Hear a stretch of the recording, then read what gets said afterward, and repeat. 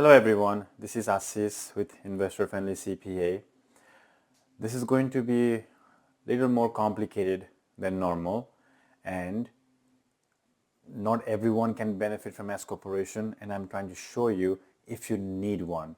If you guys have not watched our videos on do you even need an LLC and other entity structuring, please make sure you understand those concepts before diving into S corporation, because S corporation is a little more complicated and not everyone benefits from it. But as you remember, LLC do not save any taxes generally, but S-Corp can save you taxes. But you need to determine when and how to optimize that. That's what I'm going to walk you through today quickly.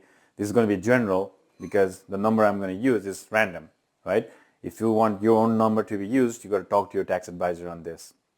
I'm going to share my screen, guys. Just hang tight. It gets complicated, but it's okay. So don't focus too much on all these numbers, guys. Our tax planning is pretty complicated. You guys have seen this before. Well, just to walk you guys through again, you can take a screenshot if you want. This is our basic time. We do basic tax planning. We do real estate tax planning. We do, primary residence as corporation tax planning. We do all of these tax planning, entity structuring, retirement plan, S corporation. We're gonna touch upon S corporation. I just showed you on my screen. We charge people, almost $1,300 for this. So understand that. The C-Corp tax planning, individual level tax planning. We talk about medical expense tax planning. So many tax planning. Again, I think we have like 30 actual tax planning modules in here with, I think, more than 50 strategies. But not everything applies to you, though. Just focus on what is most beneficial for you and just implement those. Now, what I'm going to talk about today is basic this. Let me show you, okay? S corporation. So why do you need an S corporation? I'm going to give you a scenario right here. Let's say this guy, Ashish, is making $300,000 from his W-2.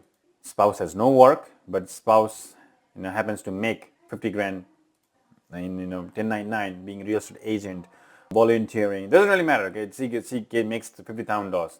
Should you be an S corporation? The answer changes if it's coming for your spouse or for you. That's what tax planning is about. So I'm going to show you a few things today. Let's look at the first one. Does your spouse need an S corporation? Just going through one quick number calculation. In this tax bracket, you owe almost, show you here, okay, you owe almost $111,000 on taxes. $7,000 is coming from self-employment tax because you don't have an S corporation. And when we do an S corp analysis, what we do is we go, if you look at our S corp analysis, this is what we do. So we're going to go here and say, you as a taxpayer, hold on. So you as a taxpayer, your spouse actually is making 50 grand, right? So your spouse makes $50,000. How are we going to save taxes for her? Let's talk about it. Spouse makes $50,000. There's a retirement account and everything built in already in here, okay? So let me just show you the numbers.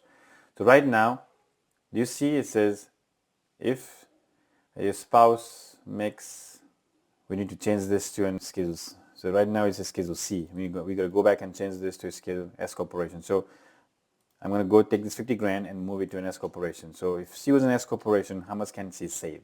And now we're going to go to an S corp tax savings. It's going to be a lot of back and forth, guys. I'm sorry. Right here.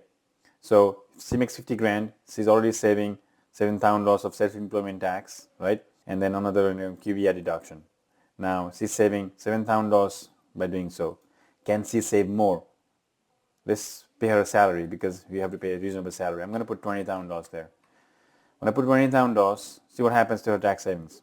Without retirement, it goes to 4. With that, with retirement, it goes to $4,000. So still saving $4,000. This is where you got to ask yourself, should you be an S corporation?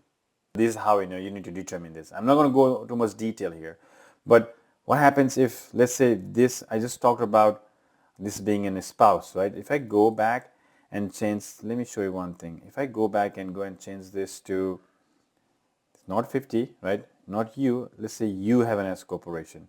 So your spouse, let's say, doesn't work or anything. See how this works. If I go and change this back to get the S corp planning again, see what happens here.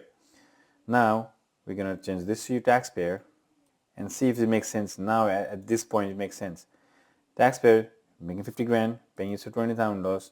Now you're saving only $700. You see that? But with retirement you're saving $9,000. What retirement is, it's a little more complicated. There's a lot of back calculations. A lot of things happens, guys. I'm not going to go over that right now. But what I'm saying is, look at this. If you make $50,000 without retirement account, does not make sense to an S corporation. That's why what I'm trying to tell you is, this is how you analyze it. This is not meant for you to decide by watching this video. Your CPA needs to analyze this. So let's look at what happens in normal scenario. Husband makes $300,000, let's say. One of the spouse makes $300,000, let's say, and another spouse makes $250,000 being a real estate agent or doctor, 1099, anything. Okay, let's see how this is what you need to focus on when you go analyze your taxes. I just want to show you something here. If I'm going to go and change this to spouse now, right? Because spouse is making money. Now, spouse makes $250,000. We pay her. Let's start with $80,000. With that, I just want to show you guys what happens. If you go down here, you will see there's a, ignore the retirement account right now. You're saving $28,000 right now. $28,000 by filing an S-Corp tax return. And does that change as you make more money?